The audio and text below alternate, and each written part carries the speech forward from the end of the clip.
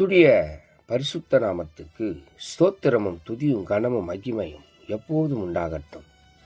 இந்த நல்ல நாளை காண செய்த தேவாதி தேவனுக்கு கொடான கொடி ஸ்தோத்திரம்.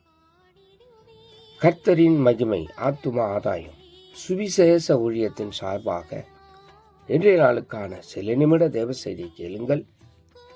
இனி காலம் செல்லாது, இனி காலம் செல்லாது, இனி காலம் செல்லாது. என் ஆண்டவராய் இயேசு கிறிஸ்து வரப்போகிறார். ஆயத்தமாயிருங்கள், ஆயத்தமாயிருங்கள். அநேகரை ஆயத்தப்படுத்தி ஆண்டவர் பக்கமாய் திருப்புங்கள்.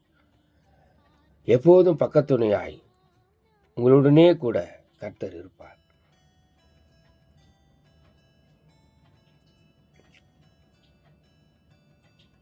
கடந்த மாதம் முழுவதும் காத்து வந்த கர்த்தர் இந்த மாதம் வரையிலும் நம்மை காத்து வந்தார். 30ஆம் தேதி வரையிலும் காத்து வந்தார். ஒவ்வொரு நிமிடமும் ஒவ்வொரு நேரமும் நம்மோடு கூட கர்த்தர் இருந்தார். அவர் எப்போதும் உங்களை கைவிட மாட்டார். கர்த்தர் சொல்லுகிறார். சங்கீதம் 37ஆம் சங்கீதம் 5ஆம் வசனத்தில், உன் வழியை கர்த்தருக்கு ஒப்புவித்து அவர் மேல் நம்பிக்கையாயிரு, அவரே காரியத்தை வாய்க்க பண்ணுவார். எல்லா காரியத்தையும், நீங்கள் எதிர்பார்த்திருக்கிற எல்லா காரியத்தையும் கர்த்தர் உங்களுக்கு வாய்க்க பண்ணுவார். நீ மனிதனை நம்புவதை பார்க்கிறோம், கர்த்தர் பேரில் பற்றுதலாய் இருப்பதே நலம் என்று வேதம் சொல்லுகிற பிரகாரங்களில் கர்த்தரை பற்றி கொண்டிருக்கிற உங்களுக்கு நலமான காரியத்தை இன்றே செய்வார்.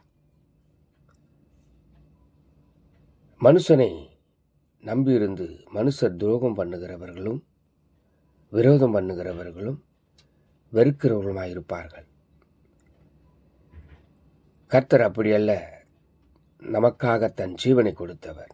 எல்லாவற்றையும் செய்ய அவர் வல்லவராயிருக்கிறார். அவர் மேலே நம்பிக்கையாயிருங்கள்.